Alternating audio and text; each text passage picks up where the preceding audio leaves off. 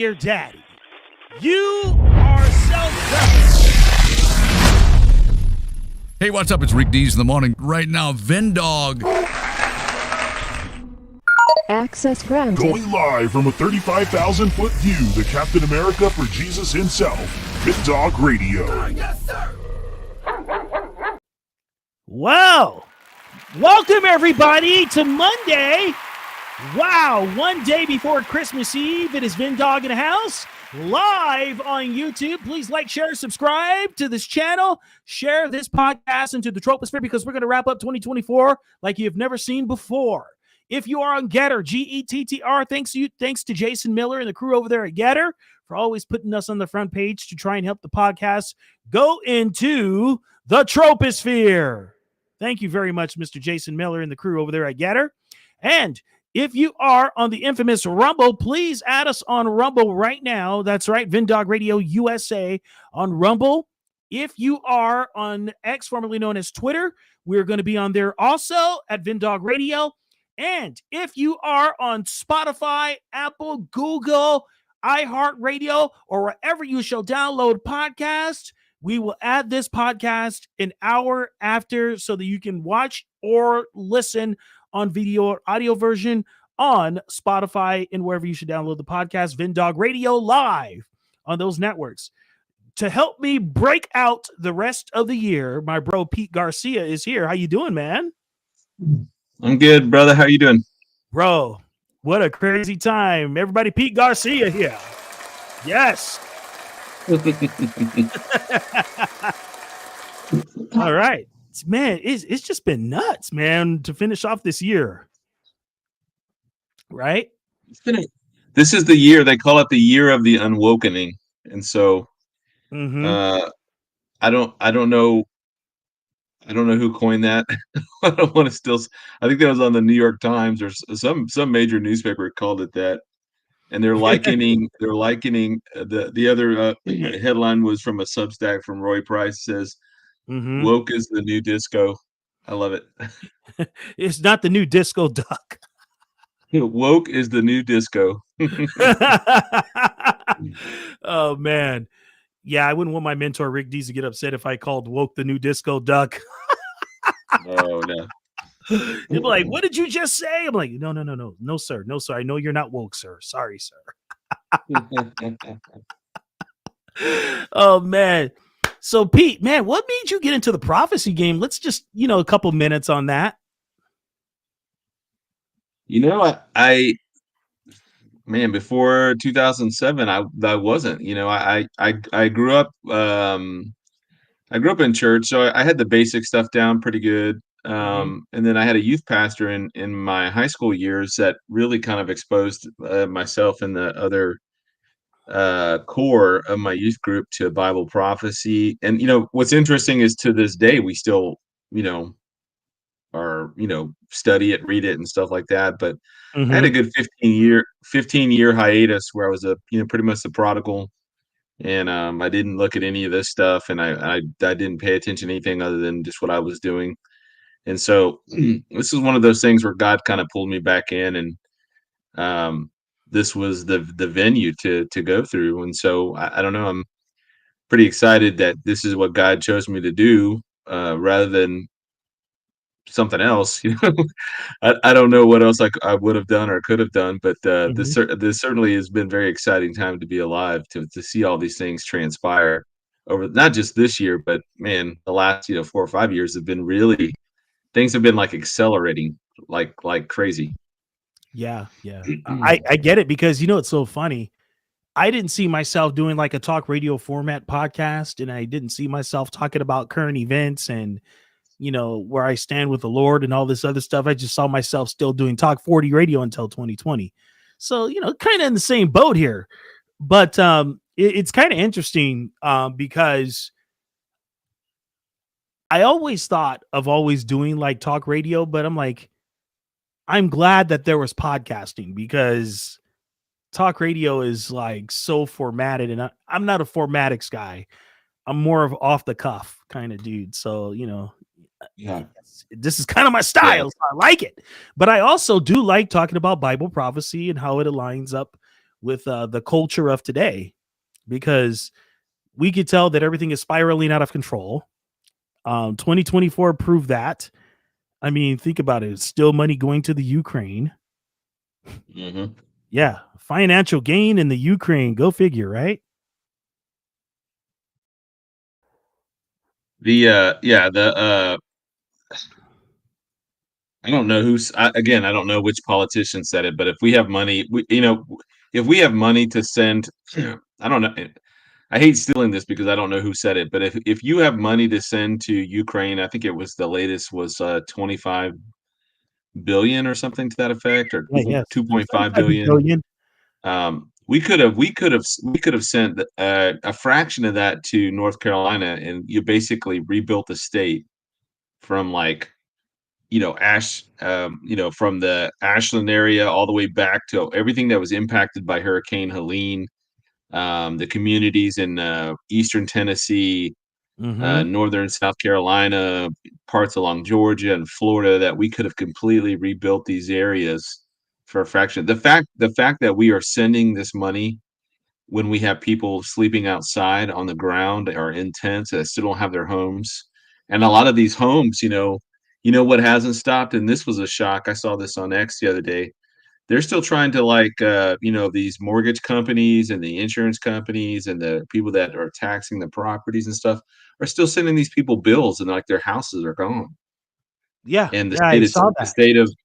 state of North Carolina is not really doing anything about it to rein that stuff in. So I don't know. I feel like if we have money, the first priority, I think, and I'm hoping that this is what the incoming administration is going to turn the focus on, where they can put a lot of that money back into the community and back into the infrastructure to rebuild those communities up, not just homes and stuff, but you got to do roads, you've got to do bridges. I mean, there's a ton of things that have to happen to make Mm-hmm. this place kind of livable again. But if not, the state could easily, Tennessee, anywhere that was impacted, say, hey, no state taxes this year, no property taxes. I mean, there's a number of ways they can write off or help the people, the citizens there out pretty quickly with just changing some of the current structures. And maybe that stuff's in play right now. I haven't heard it, but I did hear that a lot of these companies and insurance companies, mortgage companies, people that are assessing the taxes for the land, property, and stuff, they're still trying to collect on all that. And these people don't have anything. I mean, their houses are gone, properties are Mm. destroyed. Yeah, so it's a big mess right now, and this is one of the giant. I think besides the Afghanistan withdrawal, this is probably the next biggest fumble from the Biden administration, aside from the border. Yeah, his puppet masters told him, well, you're not going to give any money anywhere probably anyway. So listen, this is a parody. You are making $500,000 and you were only going to pay me 30? You're getting 30 grand? I'm getting 1,000. You guys are getting paid? That's true, right? It's true. Wait a minute. Wait a minute. You guys are getting money? Yes. Oh my gosh, bro. And if you think that's bad, Pete, wait until you see this one. This one's gonna really get you. You're gonna be like, what? That cannot be possible. But it is very possible. And I was beside myself when I saw this video. Despite the rockets, Ukraine's nightlife is rocking. The bars and clubs are full. The place is jumping, music pumping, drinks flow freely, and they dance like there's no tomorrow. And it's not just here. Fun fact, there are now more bars and restaurants in the capital than before the start of the invasion. Follow the money, right? Yeah. Mm-hmm. Now we know where the money's going. Yeah. Yeah. What are your thoughts, man, on this, man? Now that we're seeing all this stuff come out. Yeah, well, I've known about some of this stuff with Ukraine and the some of the sectors there that are thriving, and mostly the bar and night, restaurant industry there in Kiev, and and a few of the other places. But I don't know. I think that a lot of those folks probably feel like they are partying like there is no tomorrow because the rest of their country's in rubble, and basically just being bombed and shelled into to tomorrow. But you've got Putin and sent a message via the media, his media, that he'd be open to meeting with Trump and discussing peace talks. So I feel like the deep state, the people that have poured billions of dollars into this to keep this war going for as long as it has, absolutely do not want Putin and Trump coming to any kind of a peace agreement on this. So it looks like they're trying to spike the punch bowl before the party even starts. Yeah, pretty much. I mean, I tell people these people are not stopping. The evildoers will always continue to work because they have Satan's work to do. You know what I mean? They have to finish his job. Yeah.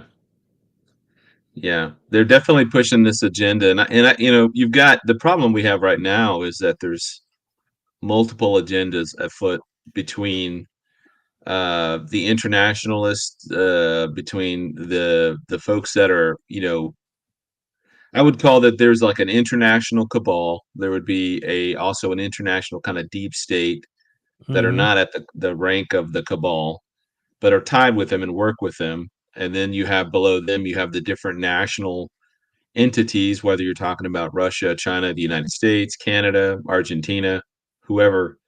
You have people in places within each of those regional areas that have their own agendas, and they're trying to keep their wealth, protected through the instability in their own nations' current ongoings. And then you have the bureaucracy, which I would address as the swamp. And each country has their own version of the swamp, people that have been in power for a long time. And then on top of that, or I guess right below that, you would have then just the the private organizations, private companies. Some of them are probably the smaller military industrial complex organizations, and then but they're certainly part of the mix in all of this. And then below everybody is just the citizenry. So certain states have certain advantages when it comes to population and their particular state politics, whether the state's blue or red, or in the north or the south. There's a lot of different factors going on here, but everybody's angling for some type of upgrade. And you know what the best thing is like the church right now, the ones that are the most, most of us are counted, are discounted, or we're counted out. We're not even considered as a player in any of these things that we've been talking about. We're about to get the best upgrade in the world when the rapture of the church happens. Oh yeah, absolutely. That's why I like to always say exit stage up. You know what I mean? Because that's basically what's going to happen, man. And man, any day now, the way things are looking, man. And I'm not a date setter. I just know that we're getting that much closer because it seems like everything is like intensifying by the second, not by the minute anymore, by the second. Oh yeah, man. Things are exponentially increasing. And I think things begin to exponentially increase back in 9/11. But from that point forward, it just when you think things have gotten crazy, it just keeps getting crazier. So I don't expect 2025 to be any less exciting than 2024. So yeah, man. So now a lot of artificial intelligence is, I don't like to call it artificial intelligence. I just call it artificial idiocracies, because God gave man dominion to have, the intelligence over everything, right? So, I want to call it artificial idiocracies. But I want to show you what China is doing with robots, man. This is insane. This will get everybody going. These are robots being manufactured to work in factories. And you know what's so funny? I don't know if you heard about Amazon workers going on strike. Like, you guys go ahead and do that, because this is what's going to happen. You're going to get replaced by these guys.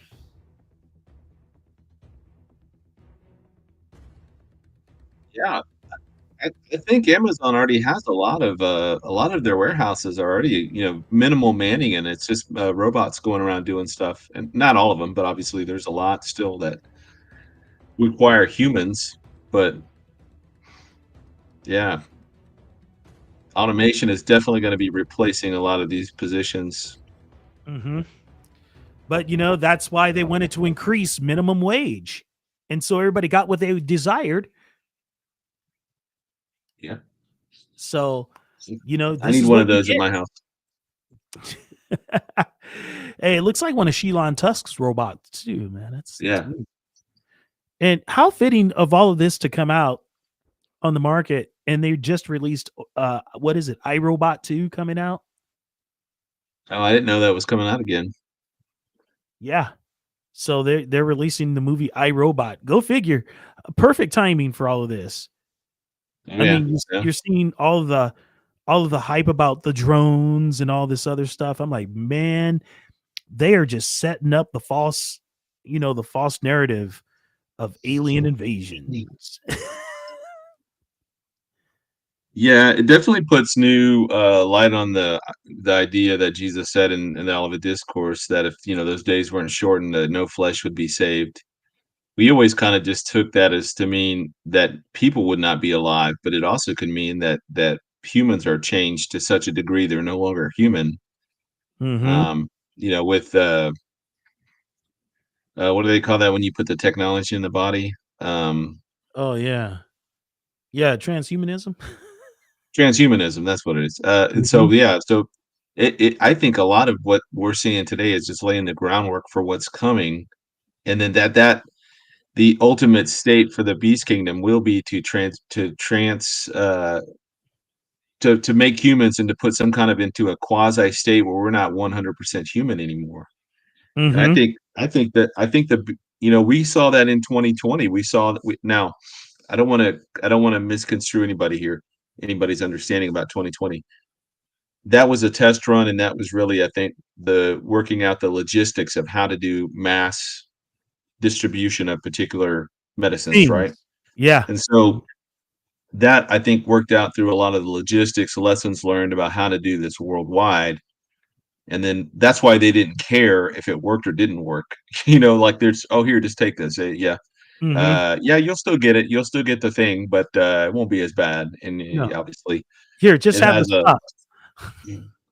whole list of side effects, Bell's palsy and whatnot.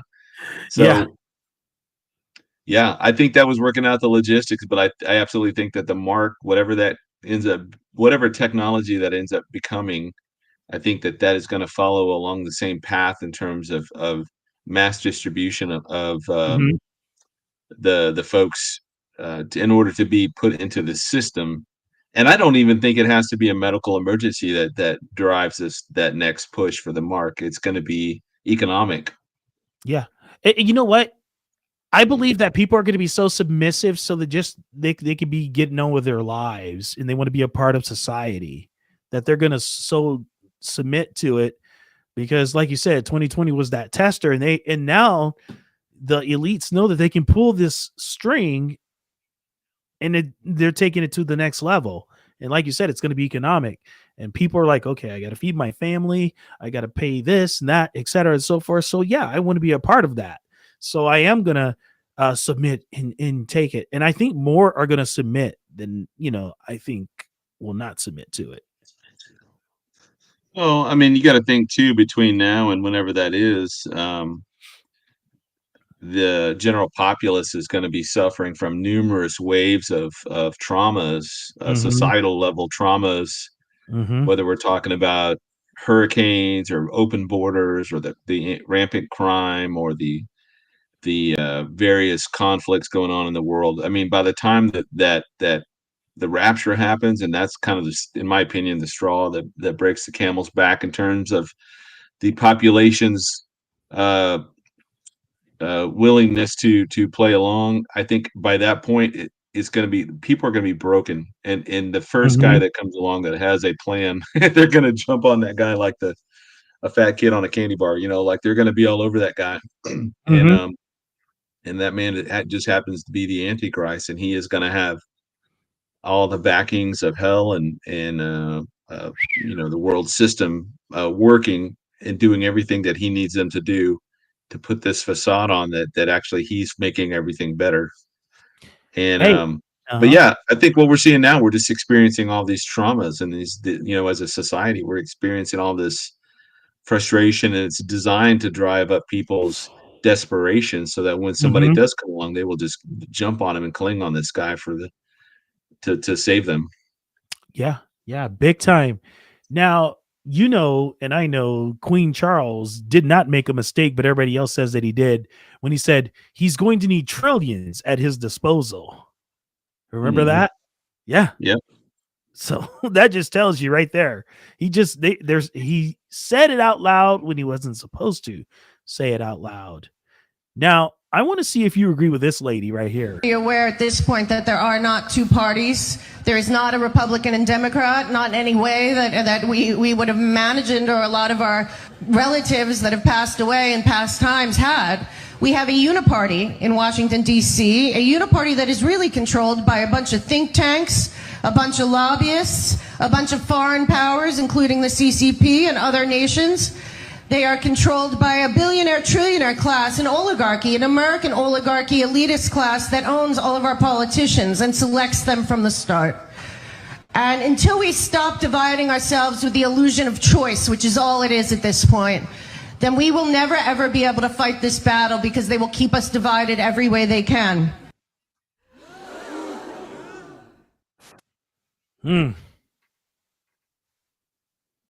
I don't disagree necessarily. I mean, I think what distinguishes the United States, and we've talked about this before, but distinguishes the United States from other Western civilization nations that we would have considered in pre-2020 as democracies. But most of those other organizations and countries have to put coalitions together. They have smaller parties that have to hobble together these coalitions in order for them to take the majority, of which then they support or select their prime minister to represent them. And in the United States, we've really just been limited to two parties, since about the 1860s, since the Republicans came on the scene with Abraham Lincoln in the Civil War. So right then at that point, those coalitions have to find their home within one of these two umbrellas, whether it's the Democrats or the Republicans. And so for the most part, these parties generally stay homogenous amongst themselves. But every 20, 30 years or so, you see there's a lot of migrations that happen between these two tents. Right. So where the African Americans left the Republican Party between the 1950s and 1970s, or really the 1960s, probably mid 60s, you saw Teamsters and unions and these other organized labor continue to remain underneath the Democrat side where they had been already. So there was a majority on the Democrat side that had the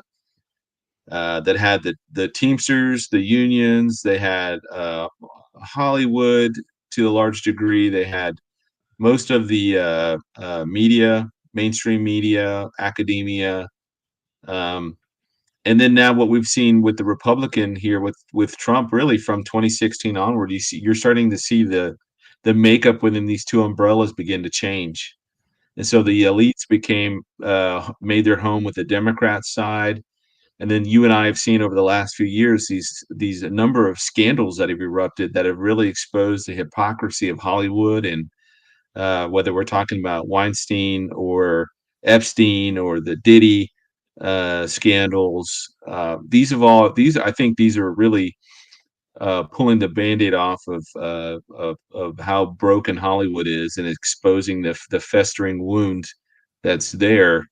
And I think right now people are I say people, but people that are affiliated in Hollywood, they're affiliated with these different movie industries and entertainment centers, are in the process right now of scrubbing their social media. If they are not scrubbing their social media, they're fleeing the country, or they are doing these mea culpas, like Jeff Bezos going to Mar-a-Lago, kissing the ring. You had Mark Zuckerberg going to Mar-a-Lago, kissing the ring. You had the people from the Morning Joe, Misha and Joe, whatever their Oh name is, yeah. kissing the ring. I mean, so I think there's been a huge shift in the political zeitgeist in terms of populism and nationalism.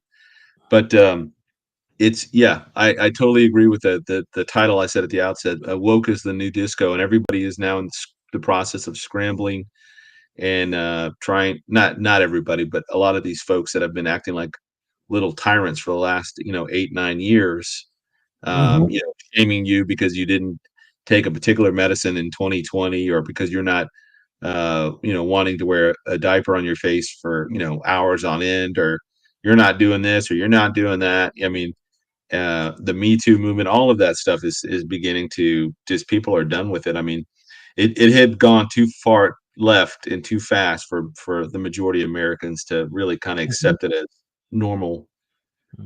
It may be normal after the rapture, but it's not going to be normalized before the rapture, I don't think. That's for sure. And every time I look at all this stuff, I say, wow, I guess God didn't want me to go too far in the industry when I was a part of it. And I see why now. Because I'm out of here, my people. Yeah. I'm like, whoa, I guess I'm not in their club. Thank God for that, man. I was like, yes, because I used to always wonder and pout, like, hey, wait a minute. They always say you got great talent, but they're not utilizing it.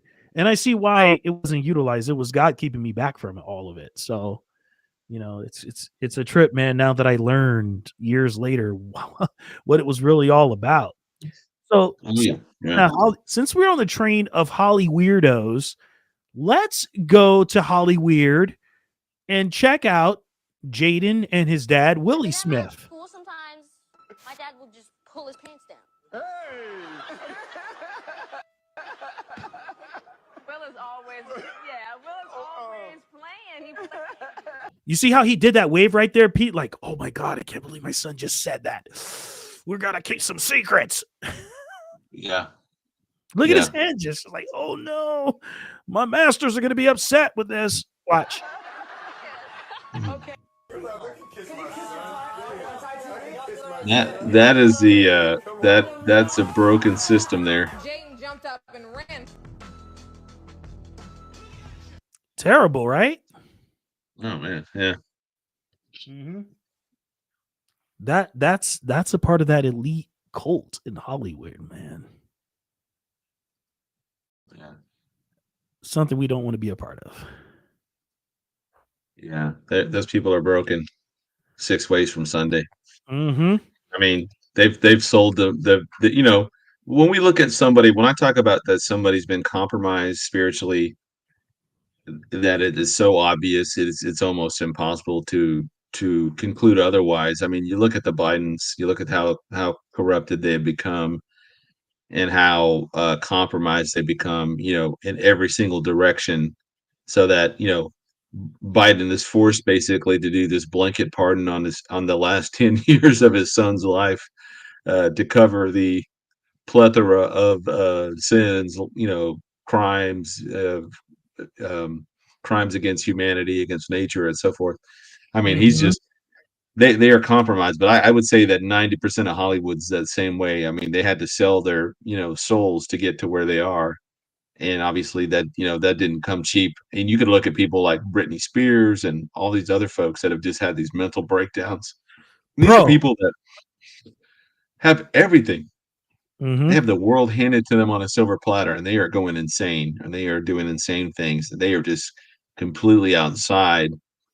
They don't exist on any level with the reality that you and I have to live in anymore. I mean, they're just kind of completely detached. You know, it's crazy that you mentioned Britney Spears. Now, when I was an intern at Kiss FM in 1999, I remember Britney Spears and her parents coming into the radio station when she was, Hit Me Baby One More Time record, I guess. And she was just as normal as ever, right? And then a few years later, they paired her up with Justin Timberlake all of a sudden. And there's like this dramatic turn. And it wasn't for the better, it was for the worse. I'm like, oh man. But I think that was a part of the Disney agenda from the beginning when she was a part of the Mickey Mouse Club. They were just slowly doing it. And then all of a sudden they just lowered the boom. And, that's it. It was all over after that. I'm like, this is not the same Britney Spears I met in 1999. Yeah. Crazy. But they, stuff.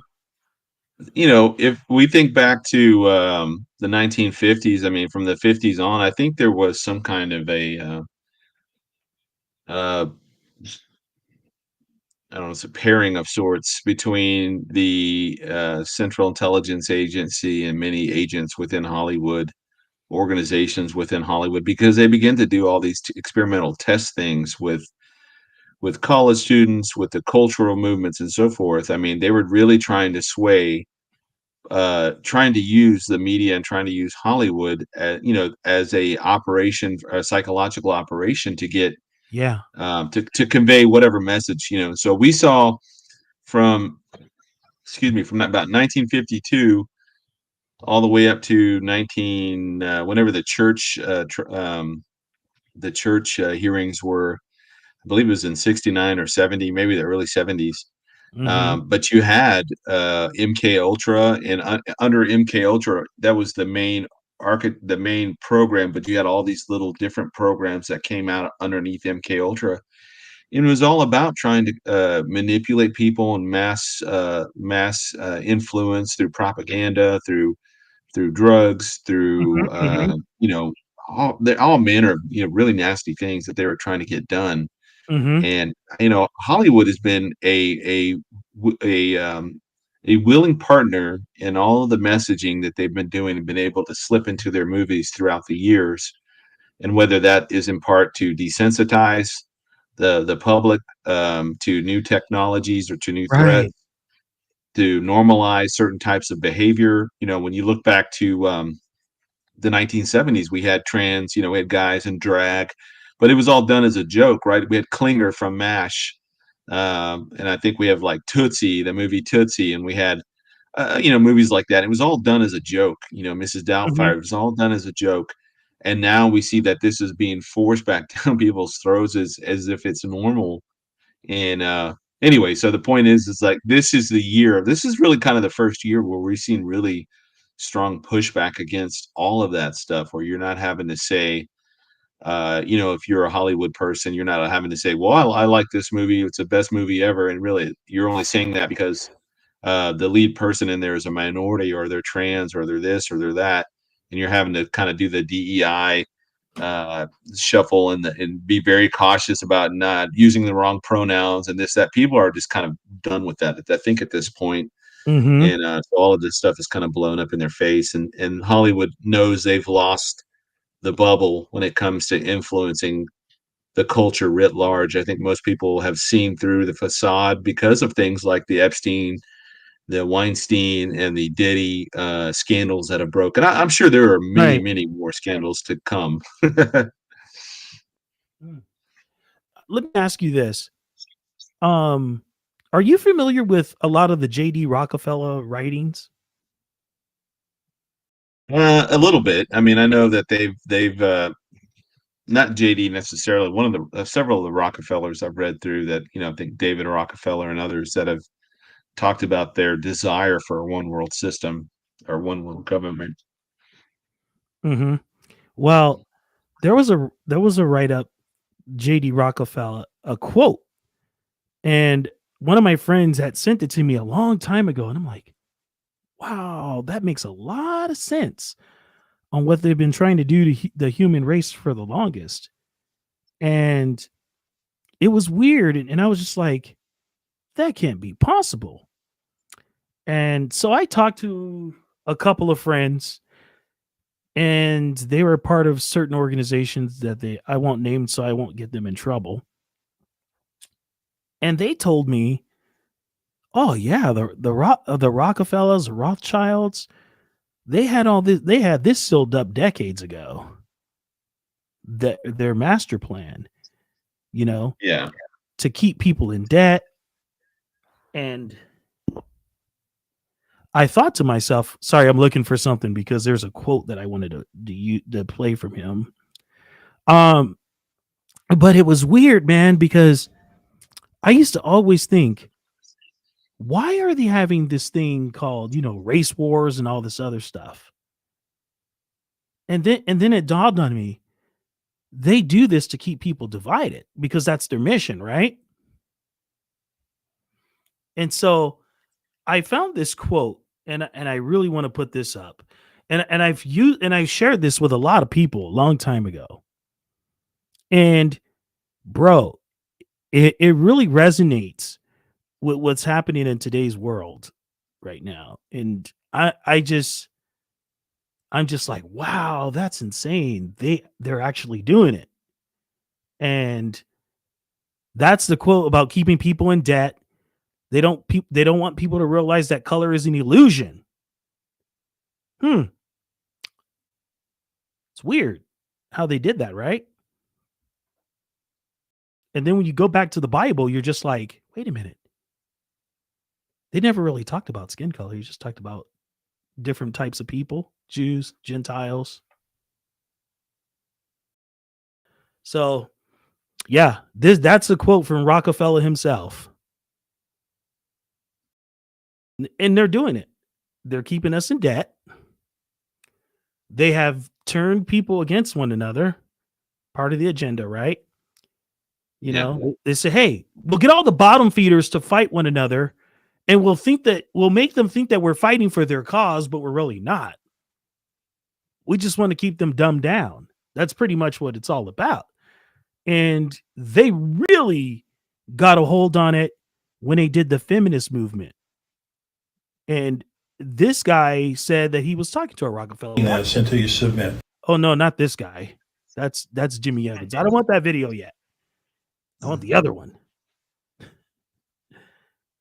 I played Cut 2C and I didn't want that one.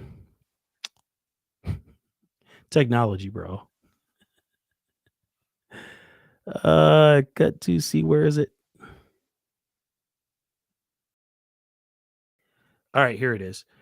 So this guy talked about him sitting down with Rockefeller, and he was all on board with movements until he heard Rockefeller say this to him. He's going to say what he told What me. he told me was that he was at the house one night, and we were talking, and he started laughing. He said, Aaron, what do you think women's liberation was about?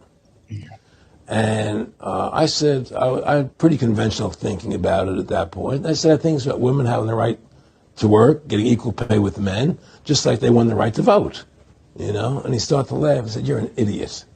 And I said, why am I an idiot? He said, let me tell you what that was about. We, the Rockefellers, funded that. We funded women's lib, And we're the ones who got all over the newspapers and television, the Rockefeller Foundation. He says, and you want to know why? He says, there were two primary reasons. And one reason was we couldn't tax half the population before women's lib. And the second reason was, now we get the kids in school at an early age. We can indoctrinate the kids how to think. It breaks up their family. The kids start looking at the state as the family, as the school, as the officials, as their family, not as the parents teaching them. And so those are the two primary reasons for women's lib, which I thought up to that point was a noble thing. When I saw their intentions behind it, where they were coming from when they created it, the thought of it, I saw the evil behind what I thought was a noble adventure. Yikes.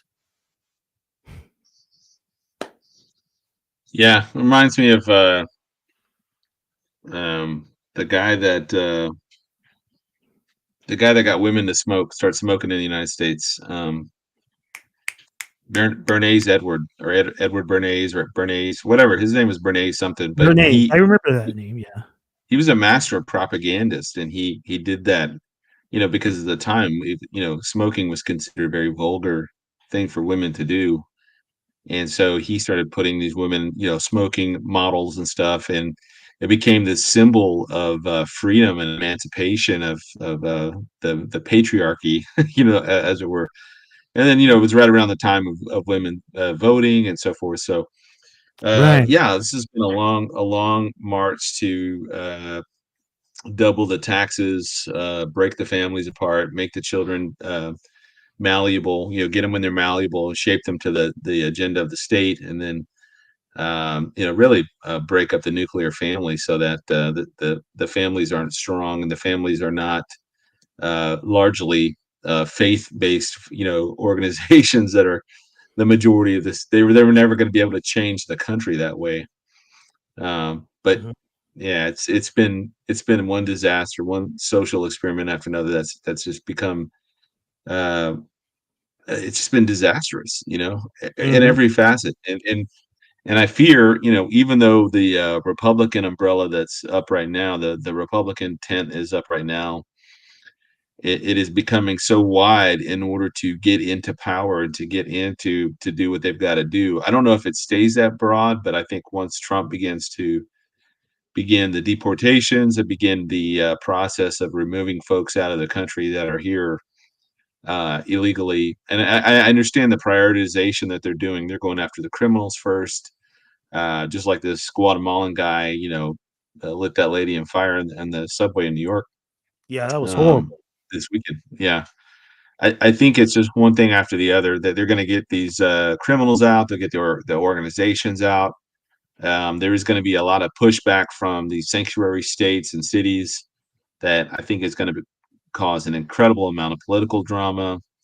And I Mhm. do think I do hope there are things that are going to turn around this, here in the next 30 days that will make at least the time we have remaining not as painful as as it would have been under Biden or Mhm. Harris.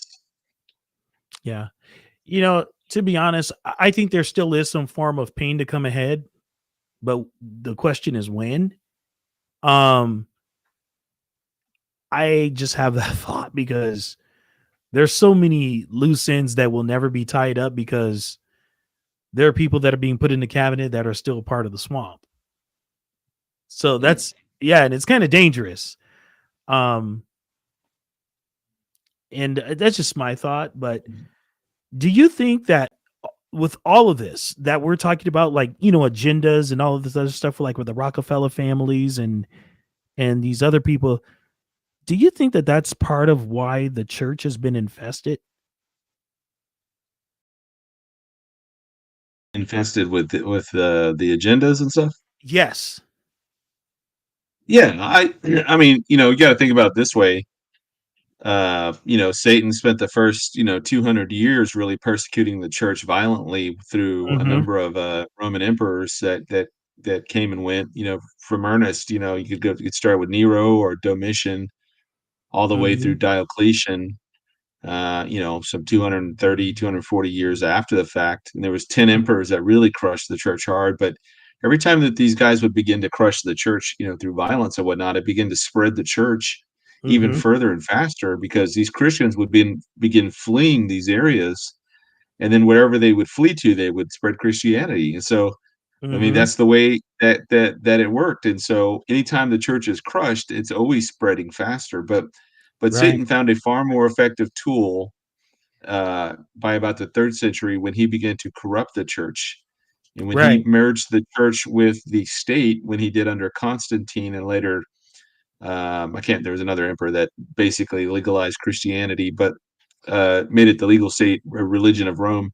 And when those things begin to happen, that's when the church really began to have problems. And then it was the church, the Roman Catholic Church system, that began to persecute any Christians that were not a part of their umbrella. And so that came down. So that was pretty much the norm for the next, you know, Mhm.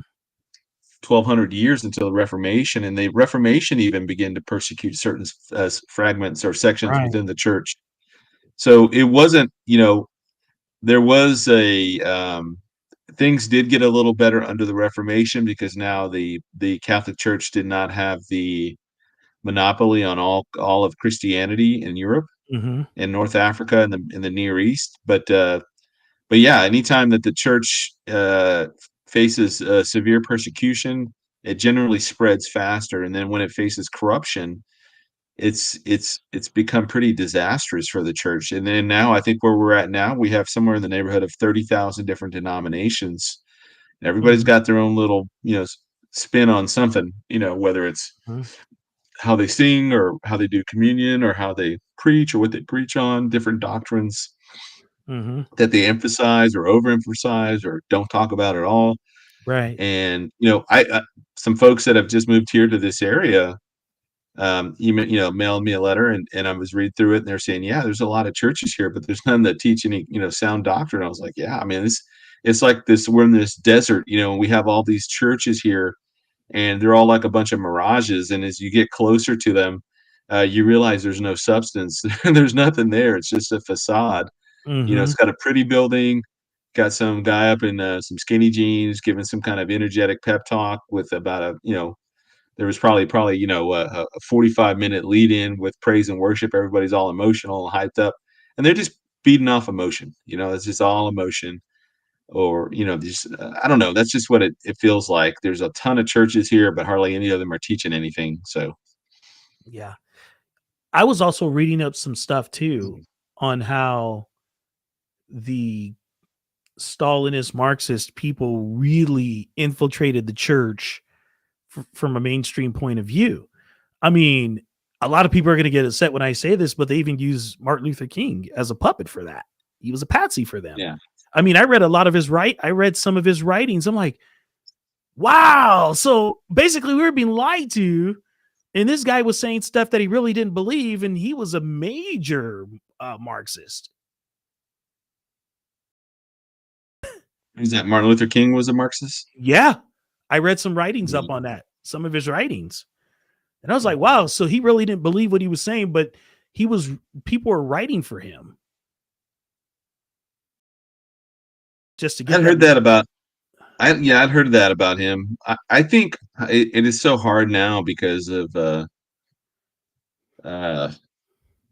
way that we have the ability to deep dive into everybody's personal life. So for example, you probably had a good 20, 30 years of where Martin Luther King was held up on this pedestal as basically superhuman.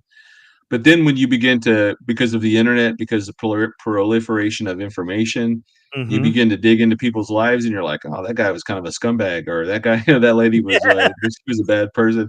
And so now you're kind of like, oh man, I wish I hadn't read that about my favorite, whoever actor, So yeah, that doesn't surprise me, but none of these people are without their warts and flaws. Whether we're talking about Trump and Martin Luther King or JFK or most of everybody within the last 100 so years. And when we start going back to like the time of Washington, it starts getting hazy because now you don't know did they really say that, or was this somebody's that was disgruntled? We don't know all the backstory with how the information got to there. So, anyways, I just feel like, corruption has become the most effective tool that the Antichrist not the Antichrist, Satan has been able to do to really weaken the church to the point now where we are so fragmented. It's really hard for us to stand together on any particular issue unless it's one of these existential things. And I think that's where the majority of people have felt over the last, 8 years, really since Obama. It feels completely out of control. I would even go so far as to go back to the Clinton days to say that's kind of when things really started going off the rails. So, we're in overtime right now. I don't, who knows who. They can make Musk the Speaker of the House or Vivek Ramaswamy or somebody. They don't have that. The Speaker doesn't have to be a politician. The Speaker can be one of us. Yeah, it could be one of us. So since we're going to do a dive in, since we're doing a dive into the church, how about we talk about the 40-year multi-billion-dollar organization called Daystar, where Jimmy Evans, I had never heard of this guy before in my life, but when I heard the tapes, I'm like, this guy is like the bully. He's like a 70-year-old bully, the muscle behind Joni Lamb.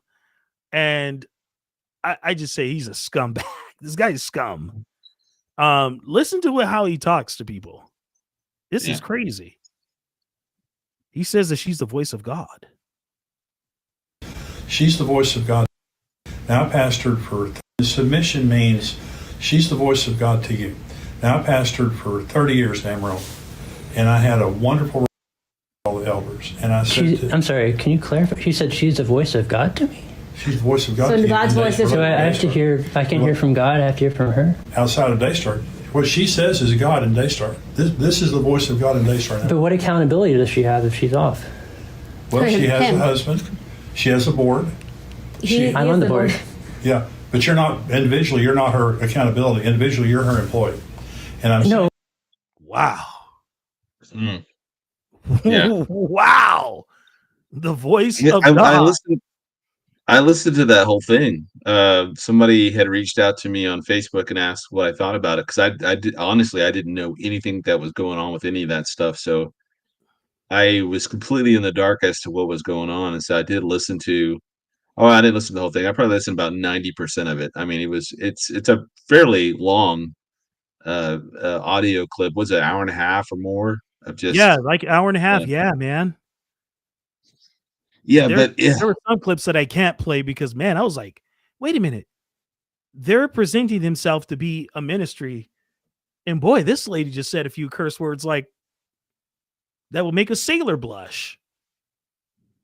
The voice of God, yeah. Yeah. Yeah. Uh, She's the voice of God, of course. Well, I also know that there's, several ministers. I know them. I've met them a few times. I've never partnered with them or did anything with them or anything like that. But I had a lot of respect for them that are tied pretty close to Jimmy Evans. And I don't want to say any names, but like they're probably reevaluating their relationship to Daystar or to Jimmy Evans, and if they're not, they should be. Yeah. If they're not, they absolutely should be like, yeah, we're getting out of here. I'd have to go and look because I don't even know who's on. I have no idea who's on that. I don't watch Daystar, so I have no idea who's on it or who's not on it. Man. It's so terrible. I had some friends that were supporting them financially. I'm like, what? You were giving them all that kind of money? I'm like, wow. Yikes. Well, it's tempting, man. I tell you what, if you're in a ministry, I can imagine you'd be tempted to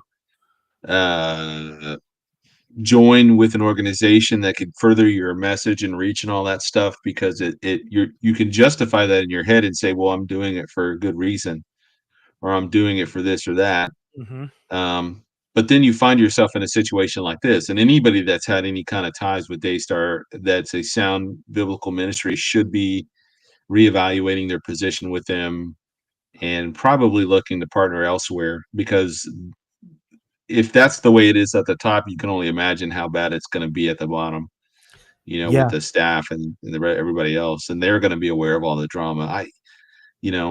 That's why I am very thankful for, even though we complain about YouTube, we complain about Rumble, we complain about social media, right? Whatever.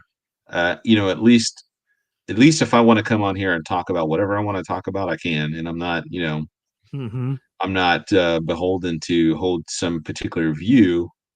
Although my views have stayed fairly consistent over the last, 15 or so years. The guys that I know that are tied to Daystar, or not necessarily Daystar, but to like Jimmy Evans, they're solid, man. They're solid teachers and preachers. I just don't understand the reasoning behind why you would want to partner with somebody like Daystar. Like, I would never, if they came to me tomorrow and said, hey, we have this very lucrative thing where we're going to offer you your own slot and blah, blah, blah.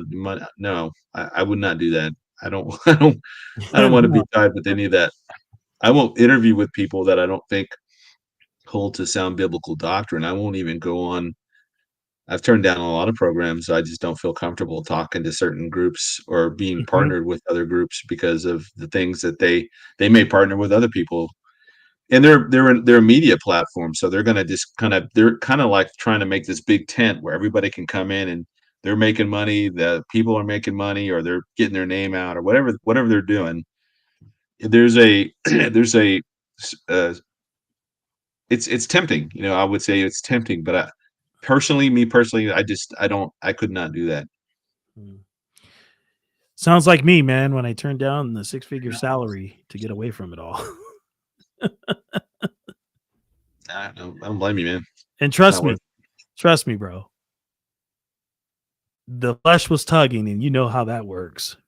Because at that point, I was thinking, 6 figures, I could support my family, no problem.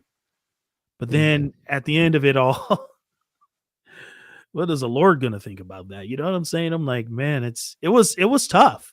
Trust me, I wrestled with that for like, I'd say about 6 months before I left the industry. 6 months. I wrestled with that. I'm like, man, nice offer sheet, but that all withers away. You know? Yeah, I'm trying to see who's all. Let's see who's all on this. Who is all? I don't know who's all on this. They're carried under. Man, they are carried under a ton of different platforms. Mm-hmm. Sky, Cox, Spectrum, Suddenlink, MediaCom, AsiaSat, FreeSat, MultiChoice, Sky, Tycom, Allstream. Whoa! There's another dozen Freeview. Yeah, I mean they're definitely on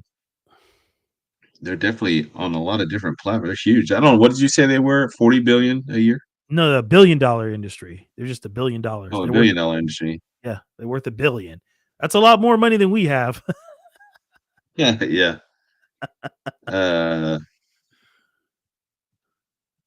Yeah, I don't know. That's just not my wheelhouse. Hey, bro, I would not. and you know, if anything that Kenneth Copeland touches, bro, you know it's bad. Oh, is he on that? Yeah, he sowed a seed to that ministry. Oh man. Yeah, looks like they've got Daystar Canada live. They have it in Spanish, Israel. Yeah, there's a lot of entities.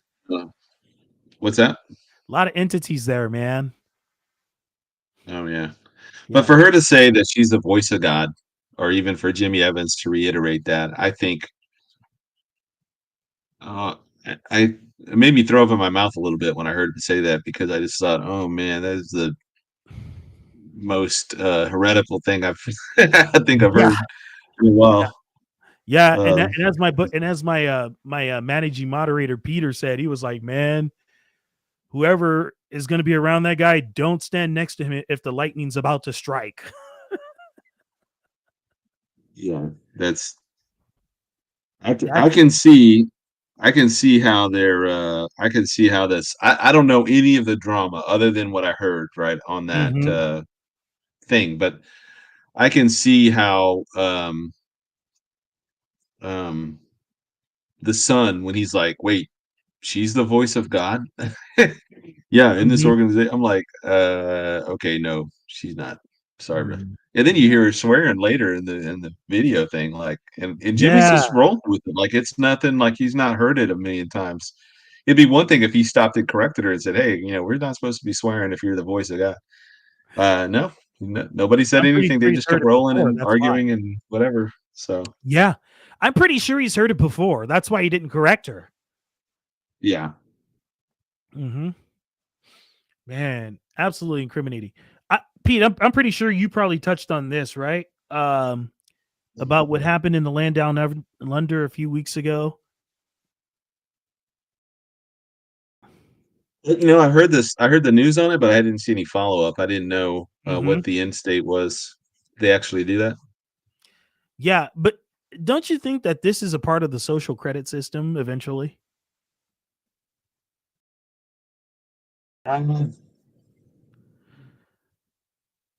I think it's one aspect of it. Obviously, I mean, I think when we think of the mark of the beast, when we read Revelation 13, I think it's going to be all encompassing.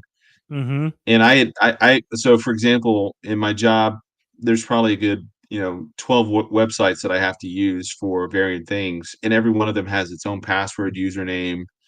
They all have to be changed every 90 days. It's just a huge pain, right? And And I can see how I call this the complexification, where things are increasingly becoming complicated, and technology is supposed to make our lives easier, and yet it's becoming more and more complicated.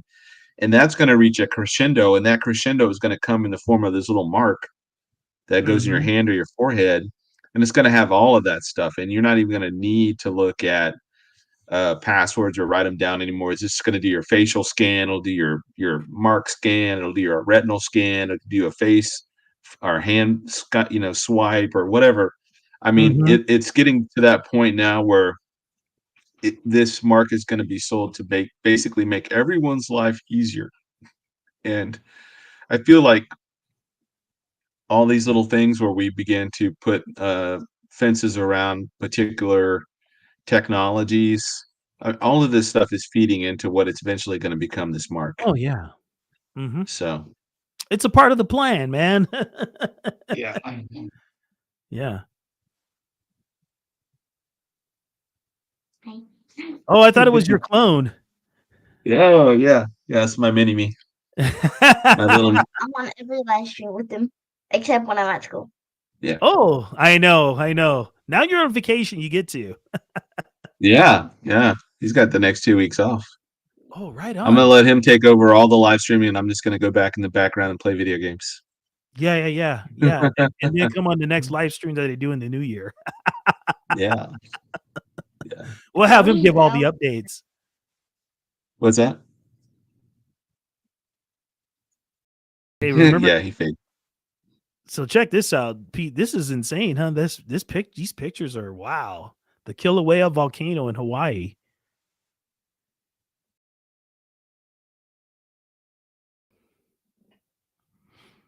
That thing's erupting, don't you think? Yeah, I'd be curious to see what that does to the. I have to go on. There's some weather apps I think we can go on and look at the smoke plume from that and how that's going to impact, depending on where the smoke's, which direction it's blowing.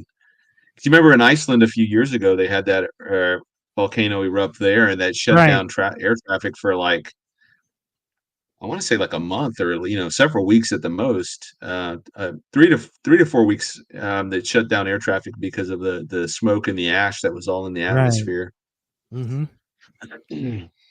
Yeah, that'd be interesting. Part of the Ring of Fire, man. It's just the one place we've seen the Ring of Fire, which goes all around the Pacific, active in a lot of different places, but the one place we have not seen really too much, other than that earthquake off the coast of San Francisco not too long ago. We haven't seen hardly anything in California, so I think things are like being stored up there, and I hopefully you get out of there in time, but yeah, I don't know what's coming to California. Yeah, but you know what too? I was thinking about Yellowstone. It's overdue. Yellowstone, you've got the Twin Sisters or the Three Sisters up in Oregon or Washington. You've got Mount St. Helens. You've got a number of volcanoes, or either active or inactive volcanoes in that area. I think that once Yellowstone goes up, it's going to trigger all those other ones to go kind of rupture as well, because of how big Yellowstone is. Yeah, I think that might trigger the earth shaking in California. Yeah. And according to Revelation, I mean, all the islands of the sea are going to flee away. So I would not want to be left on in Hawaii. No. Inside the 70th week, even if you had a bunker or whatever. I think Mark Zuckerberg and all those folks in Maui have those crazy expensive bunkers that they built, I guess, underground. Probably won't be able to get to them. Yeah, you wouldn't want to be there during the tribulation for sure. Yeah. Not if that island's going to sink. Oh man, yeah, exactly, man. But they said the birth pains will increase eventually. And I think we're not at the beginning stage of it yet. Or what's your thought on it? Because I think we're not at even the beginning of it yet. Man, this is so hard because you see all the stuff in the Olivet Discourse, the wars, the rumors of war, and it's so easy to tie that into our current day and age that we live in. And I do think, if nothing else, these are like the Braxton Hicks contractions. So if these are the Braxton Hicks contractions, and what's coming is the real deal, and it's going to be far worse than than even most experts or anybody could really fathom. And I use this all the time, but for nearly 6,000 years of human history, if we all the different experts and sources that I've read, the best estimates put the total number of deaths due to war at around 500 million. And that's over 6,000 years, Yeah. 500 million deaths. And you're thinking, like, within the first couple of years in the tribulation and the seal judgments alone, a quarter of the world's population is going to be dead. That's Well just over 2 using billion. today's standards. That's 2 billion people. Mm-hmm. And so, I mean, we just haven't seen that level of carnage in the world since, like, the bubonic plague, since the 13th century or something. We just haven't seen that level of death and destruction. That's nothing compared to what's coming. Yeah. Dang, just think a quarter of the planet, man. That's yikes. That's a lot. Yeah, and then by the trumpet judgments, you take a third of what's left. So you have a quarter that's taken out in the seal judgments. Then you have a third of that. You have half the world's population gone by the midpoint, and then you still have the bowl judgments left, which is going to, we have the seven thunders, which we don't know. I don't know if those are judgments or what is the result of those. But then you have the bowl judgments, and so by the time you get to Armageddon, there's not going to be a lot of people left once Armageddon is concluded, with the arrival of Christ and the destruction of the armies and so forth. So, it'd be surprising to see what the actual number of people that actually survive the tribulation and enter into the kingdom in their physical mortal bodies, what that number looks like. As long as it's more than two, and it's a man and a woman, the human race can survive.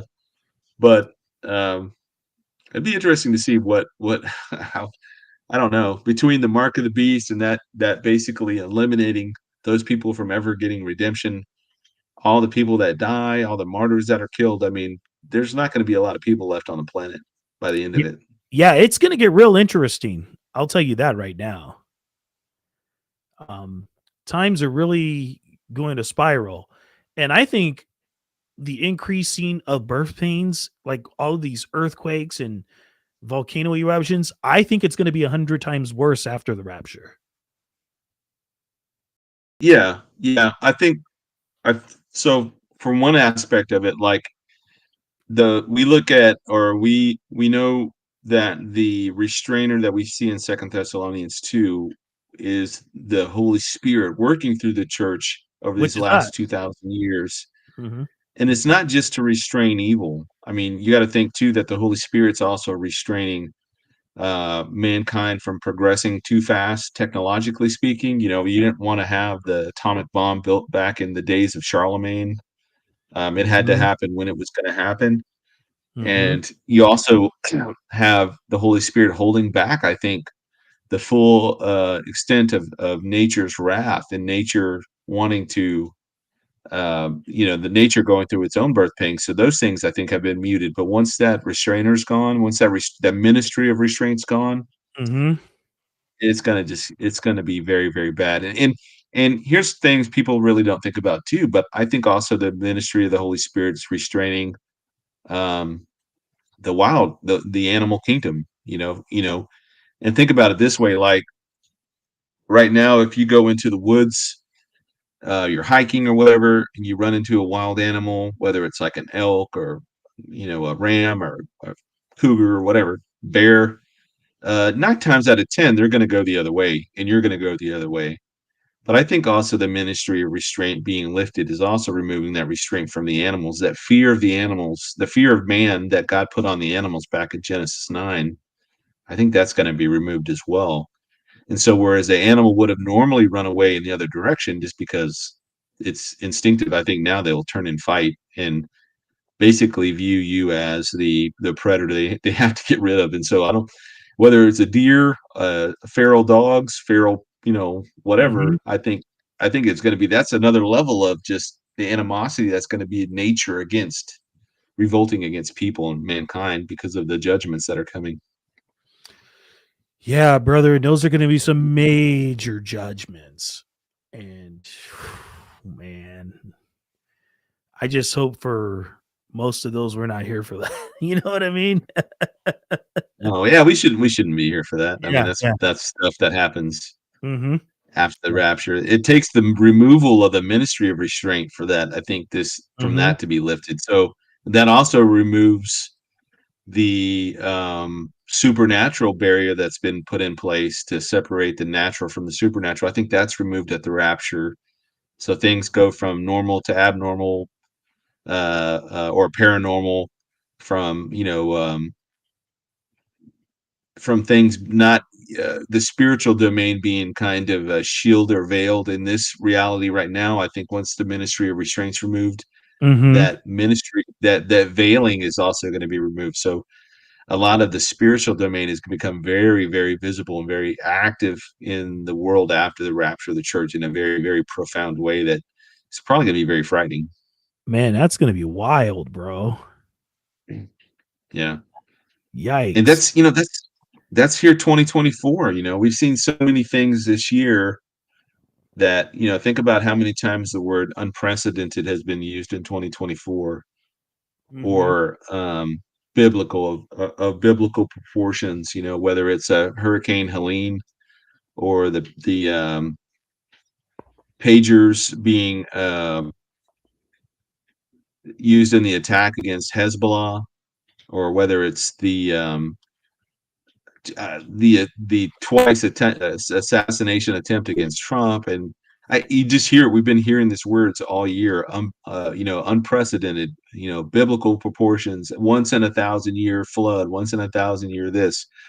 I mean, not just in the United States. I mean, Spain had some terrible flooding. I think like 200 people died in the flooding Yeah, there. that was And stuff like horrific. this stuff's happening all over the world, and it's completely ramping up right now.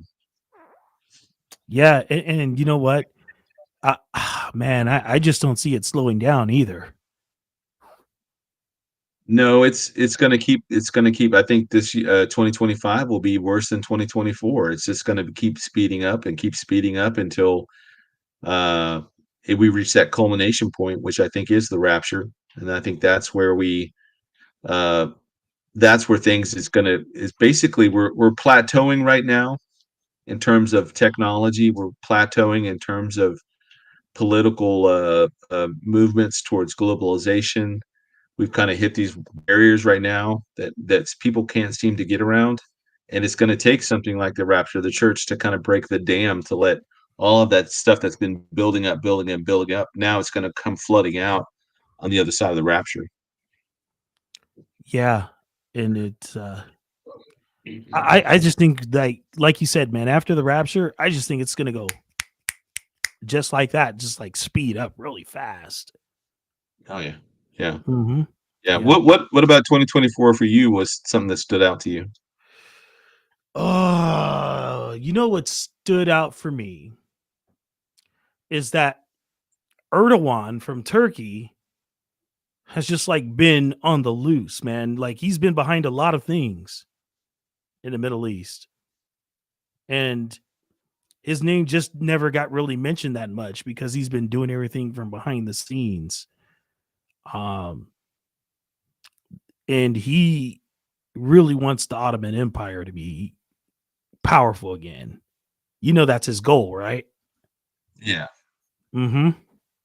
Yeah, yeah. He's the one, I think, that funded, or is the one that was the power behind the folks that overthrew Bashar Assad in Syria. Yeah. So he was the deep dark in the HTS, the rise of the HTS movement. And they were formerly the Nusra Front, which was the Syrian version, I believe, of ISIS or Al Qaeda, one of the two. Mm-hmm. So these guys, he's funding them because they're both Sunni, and they both want to get rid of the Kurds in northwest Syria. And Turkey really, really, really hates the Kurds, and he really wants them out. He wants them out of Turkey, and he wants them off his border. So he wants them back into Iraq. So I think he beefed up or supported or did something for HTS that allowed them to finally topple over the Bashar Assad regime. Mm-hmm. Yeah. Yeah, I believe he really does want the power back there, man. It's It's really making things shift, and it just shows you how much the Bible is so coming full circle right now.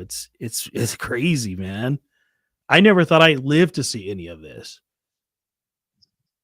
No, not as obviously as it's happening too. I mean, it seems like a guy that I debated not too long ago. I asked him kind of like, what's one thing that if you saw it, it would be convince you that your position was wrong and that the pre-trib rapture is correct and all that. And he said, well, if I see Gog and Magog, the formation of that's happened, if I see that happening, well, I think Gog and Magog happened after the rapture, but certainly whether you believe it's Turkey, Iran, and Russia, or you just think it's Russia or Turkey and Iran, or Turkey, Iran, and some alliance of other Islamic nations. Regardless, I think it's fascinating to see that both sides of Islam is going to come together. Both the Sunni and the Shia are going to come together and basically march against Israel. And I envision a scenario where that if the rapture happens, you have the collapse of the United States, that may impact Israel's ability to tap into certain satellite feeds and things where they piggyback off for GPS and other information resources from the United States and the United Kingdom.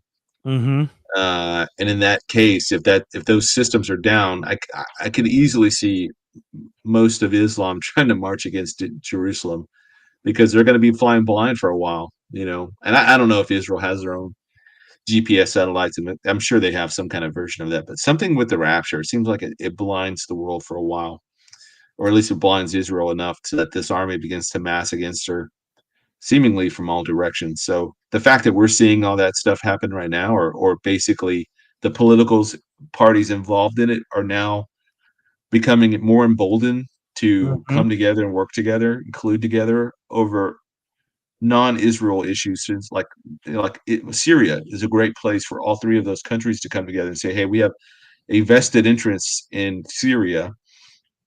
And I think that's one place where Iran, Turkey, and Russia can come together. Or, in other places also, Libya. Yes. I know Turkey's been involved in Libya, so has Russia, and to a lesser degree, I guess, Iran. But Turkey has interest both in Libya. We see them having interest in Syria. Same thing with Iran and Russia. And then also in Sudan, in what we would consider like the Horn of Africa area. Iran is funding the Houthi rebels, and they may be to some other, lesser degree funding the piracy that we see off the coast of Somalia. Right. Basically to continue to cause chaos in these particular areas, to keep them lawless, to keep the West from coming in and controlling the Suez Canal, or from dominating too much, putting too much influence in any particular region. These other state actors use these terrorist groups to keep the West from fully coming in and trying to, what they would deem as colonialize that particular region. So they have these piracy groups, they have these terrorist groups, they use them like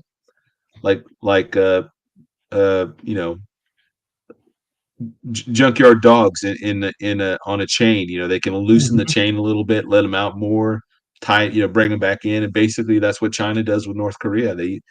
They keep them on a chain, and they basically when they want them to do a little bit of rabble rousing, they let them loose a little bit, and the South Koreans tensions rise up, and then they use that as a bargaining chip, to exert influence in areas of the world. So it's to Russia and to Ukraine, or not Russia, it's to Russia, Iran, and Turkey's benefit to have these terrorist organizations that they can use. That they're not aligned to their country, so they can't be officially held accountable for what these groups do, but at the same time they are also funding them under the surface and keeping those guys afloat so that they can keep them out there as distractions. Yeah. See, me, honestly, I think that China is going to be one of the inconsequential superpowers towards the end, because as you know, they have a lot of people aren't talking about the escalating problems that they're having with India. And India has a strong military. Yeah. Yeah. India, Pakistan, and China have always been somewhat at odds with each other, although they'll work with each other from time to time. Mm-hmm. Mostly China and Pakistan, but they all share mutual borders, and they all represent three really kind of different worldviews. You've got China that has the China is the Middle Kingdom folks. Basically, that's the entirety of the Communist Party. They believe they believe the 21st century is their century to dominate everything around the world. You have Pakistan, obviously, which is Sunni Islam, and they are barely being held together by some type of a corrupt government. But basically, their whole western flank is going to be the Taliban and Al Qaeda and ISIS type groups and the Haqqari network and the rest of the other, dozens of tribes that are hostile to the West and hostile to even the government of Pakistan. And Pakistan's a nuclear armed country. China's a nuclear armed country. So is India. Mm-hmm. So there certainly could be some unexpected conflicts in parts of the world with nuclear armed nations that none of us were in the West were really tracking. Mm-hmm. Yeah. Yeah, because I started hearing some guys talk about that, but the little conflict between India and China that's been happening recently. I'm like, boy, oh boy, is this the thing that makes China inconsequential? Yeah, we don't really see them. I know if you listen to guys like Gordon Chang and others, the big threat is going to be China. I don't really see them as the big threat until much later into the tribulation time period, the kings of the East kind of time period. And China has a lot of major problems right now in their own country with their they have economic problems. Yeah, well, not even, I mean, even bigger than their economic problems is their societal problems. They have like a huge imbalance between male and female because of decades of one child only policy. Basically it was infanticide for decades there. They'd either adopt away or kill their daughters in order to have a son. And now they have all these boys that have no prospects of getting married ever, because there's just not enough women in China for them to actually get to that point. And then even now with the Gen X, or not Gen X, the what is it, Z? Gen Z? Gen Zers. They have this motto that they've officially adopted as kind of a generation, the Bylon, which is to let it rot. They basically are going to do the very bare minimum across every spectrum, academia, manufacturing, military. They're just going to do the bare minimum. And that's their way of protesting, basically living in a country where they have no future. So they don't want to perpetuate that. They want to just let it rot.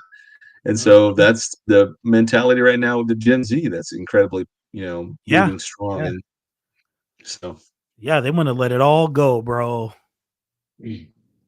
Yeah. And somebody, Wilson had mentioned in the chat that 60% of their population is elderly.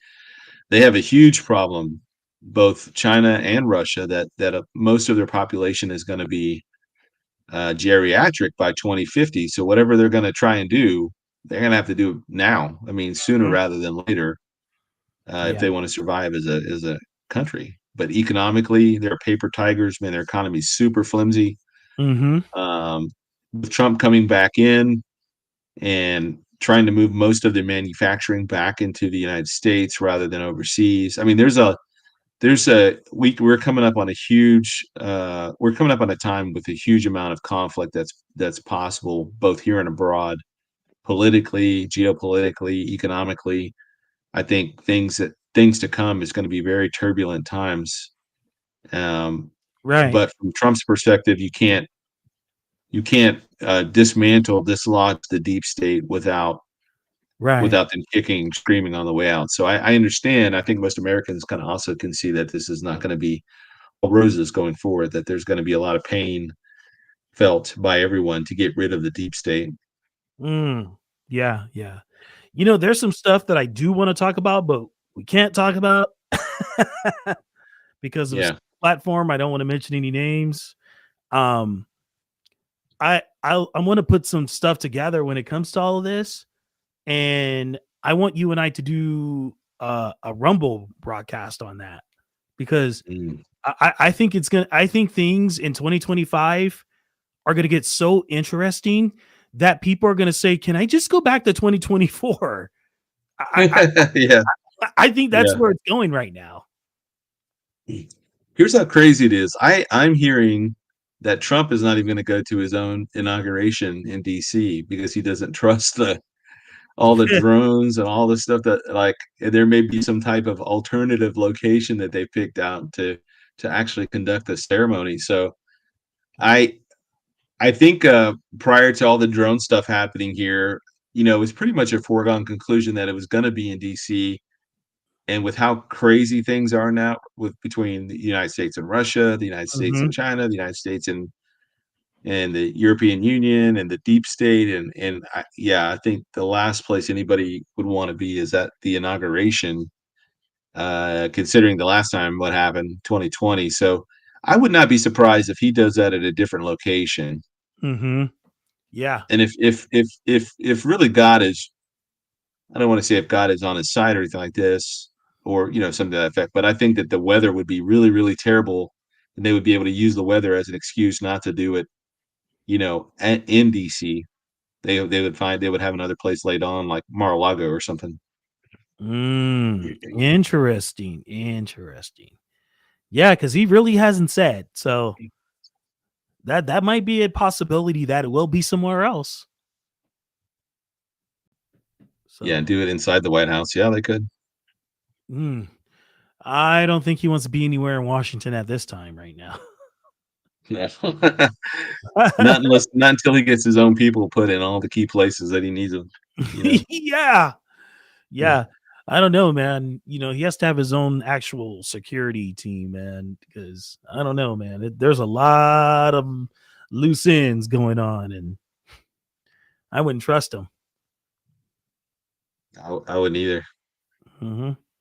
Yeah, that's like an old school song, "Can't Trust It." I used to hear in the 90s. The fact that you say old school and you say 90s, that makes me feel old. I think 40 years ago, I'm still thinking back to the 60s. I'm not thinking to the 80s, I think 40 years ago, I still think the 60s. Yeah, that's funny. Late 80s and 90s are now old school, man. Yeah. That's funny. Just how times have changed. So what do you got coming up on your next pod? Well, nothing until the 30th. I have I should be on with Pastor Ken Ortiz on the 30th.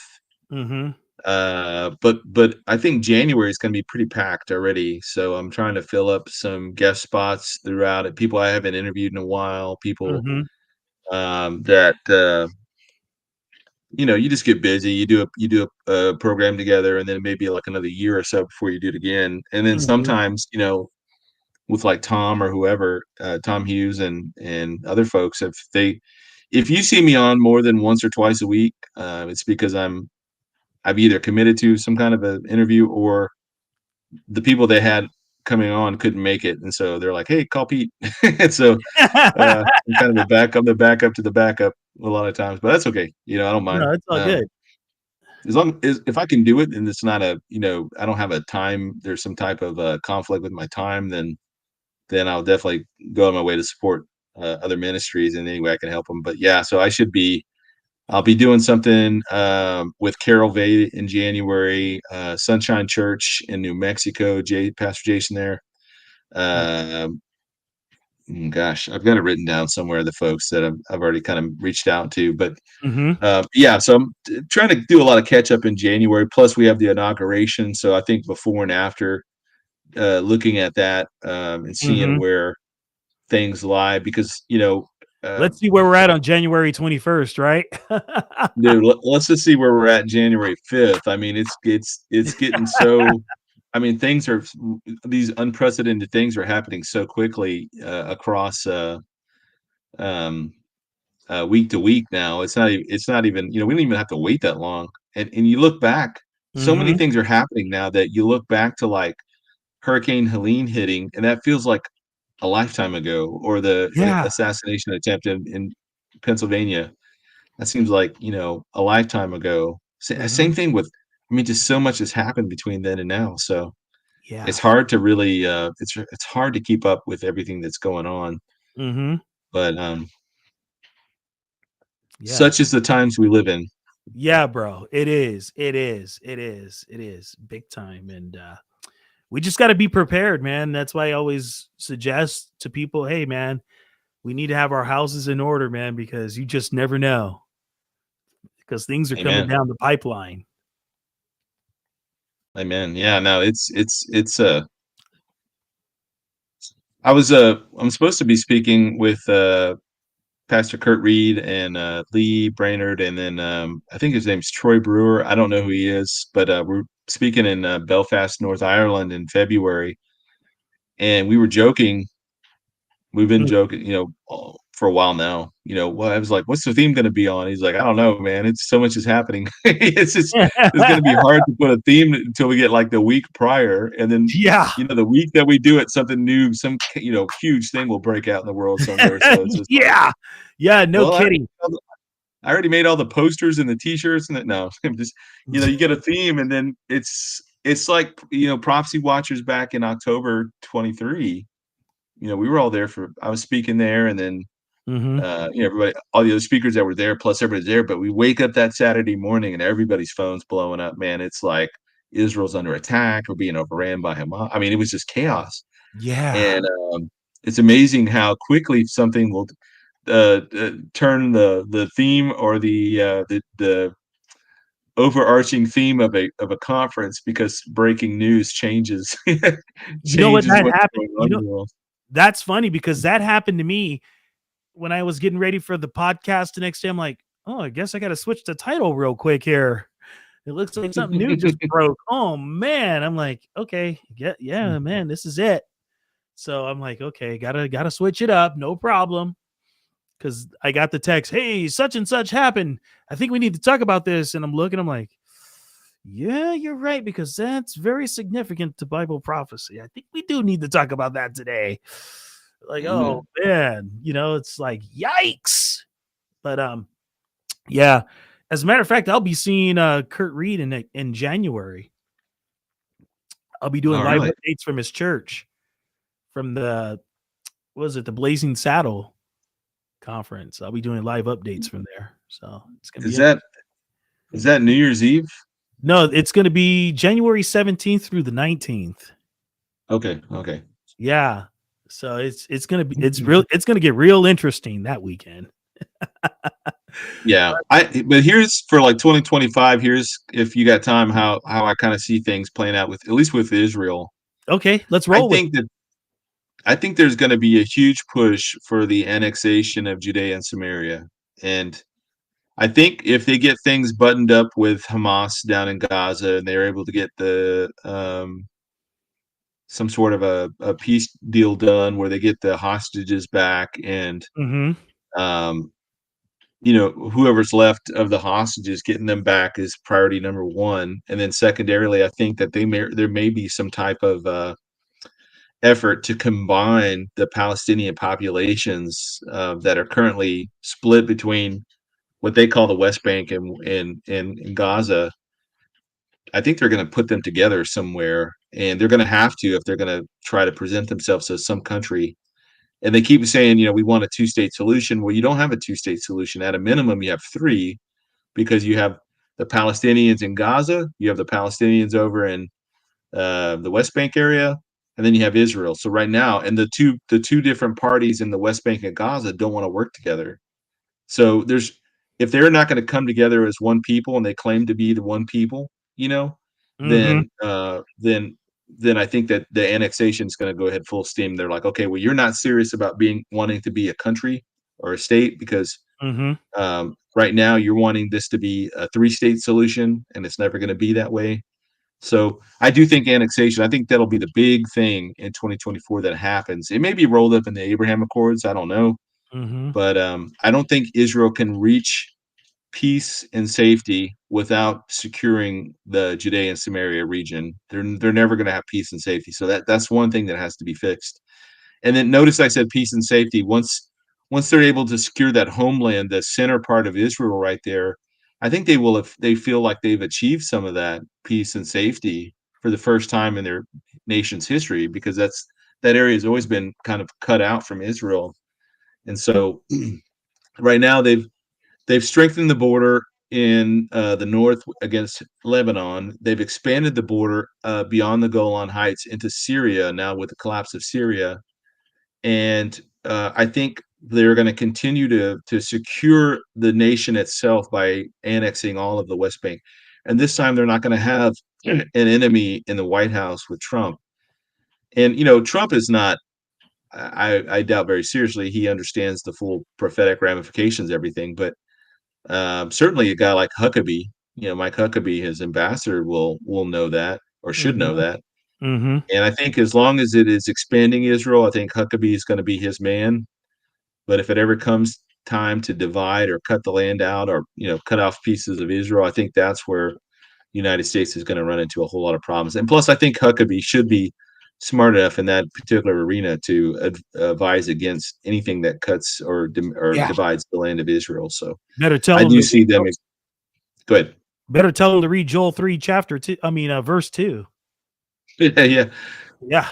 I'm telling you, man. I'm thinking the annexation should happen this year. Mm-hmm. They'll try and get it done early in Trump's presidency so that they can still ride the thing, the not the zeitgeist, but they can ride the wave of the mandate, And I think Netanyahu and Trump have gone back far enough in time and in terms of friends, and I think that they'll be able to get it done here fairly early. And Trump's going to listen to Netanyahu when Netanyahu tells him, "Hey, I can't even make Israel safe until I annex it. So there's no way to make it safe." So they're going to offer. Trump is going to probably roll up in some kind of deal. Hey, we will give the Palestinians. You'll get one state, but it's going to be down in Gaza or someplace. They'll find a place, or they may incentivize Jordan or Syria, whoever takes over Syria, to take these so-called Palestinians and take them in, and then the U.S. or the UN or whoever is going to provide incentives for countries that take them as right, on refugee status, and they'll say, okay, hey, if you take them, we will sell you 15 F-35s, or they'll make some kind of deal that they can't refuse.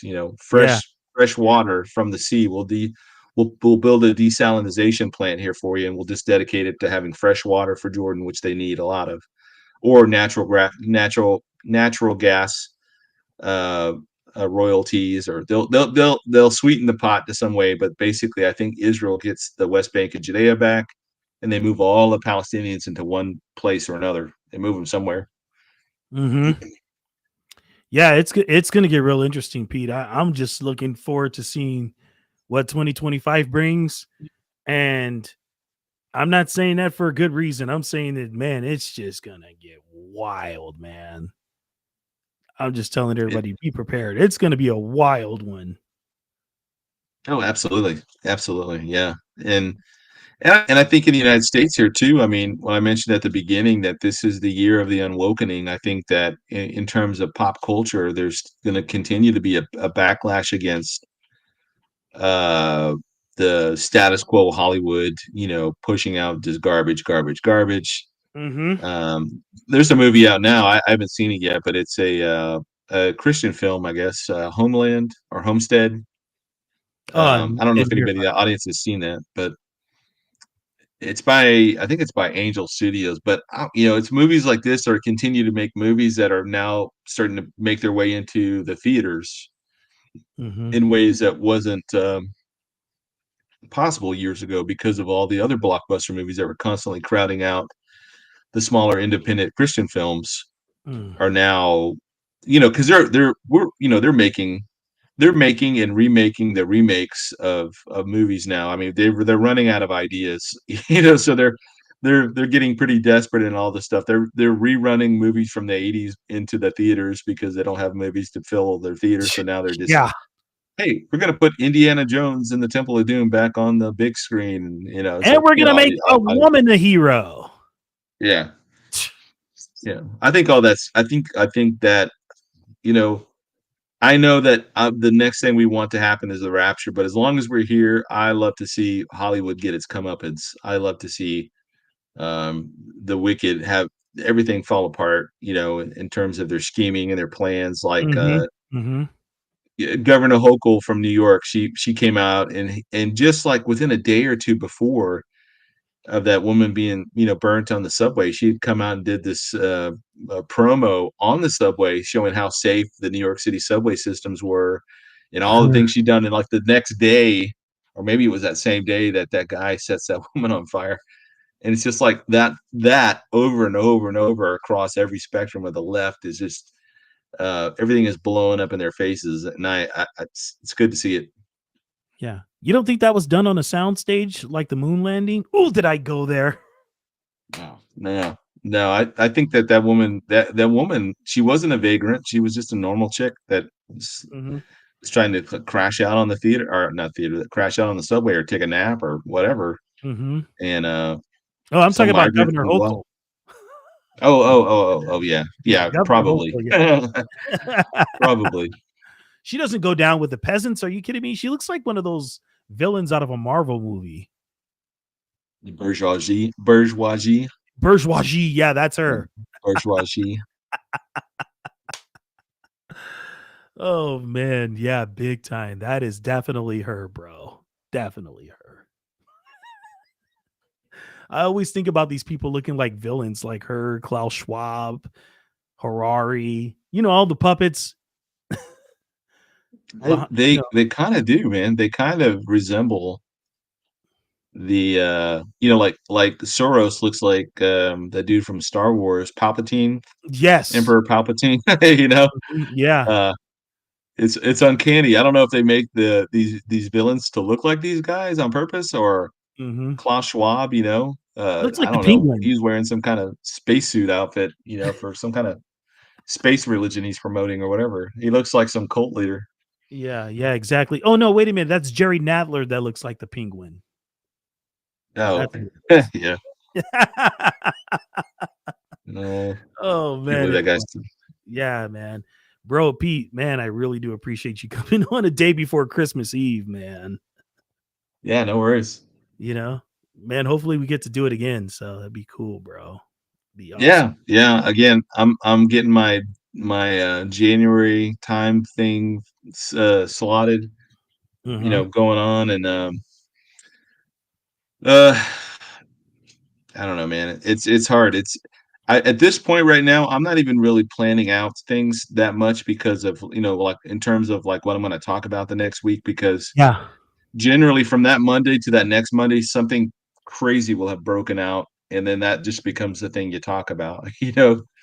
So it just seems like it's getting weirder and weirder by the week, and the fact that people are becoming accustomed to the weirdness, the fact that you got stuff flying all over the skies, all over the United States.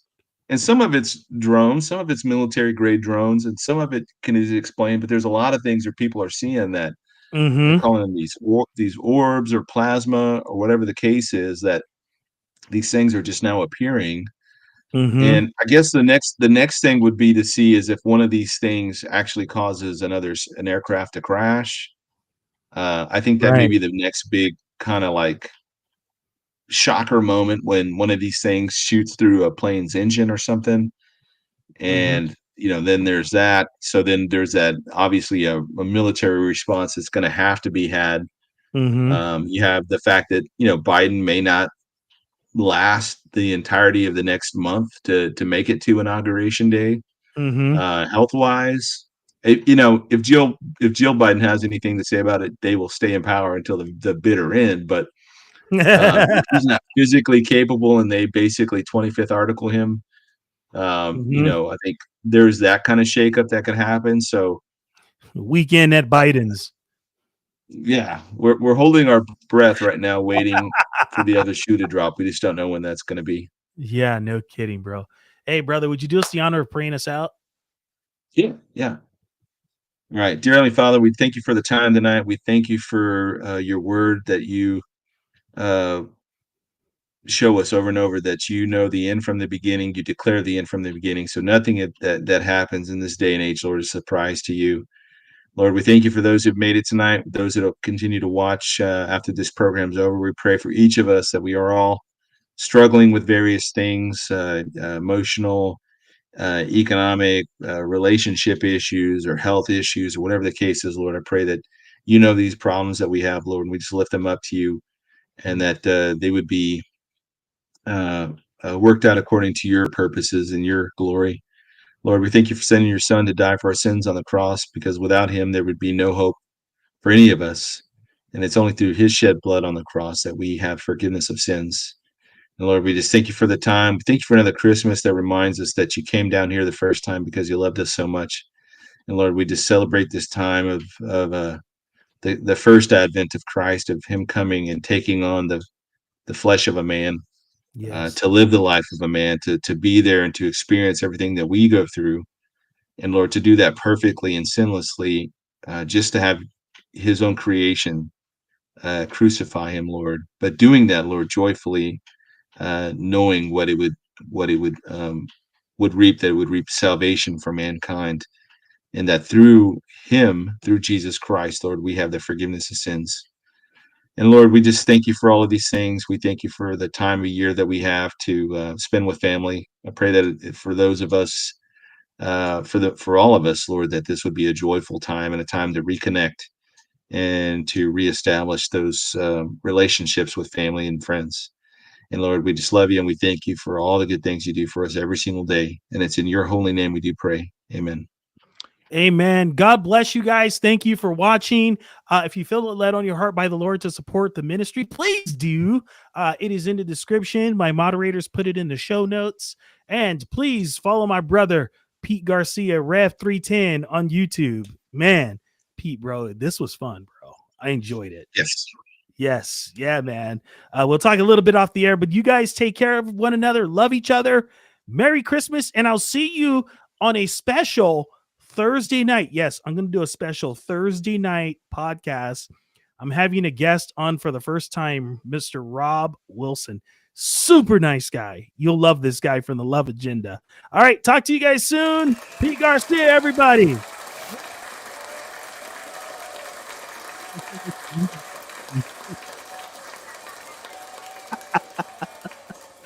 It gets interesting, folks. God bless you. Take care.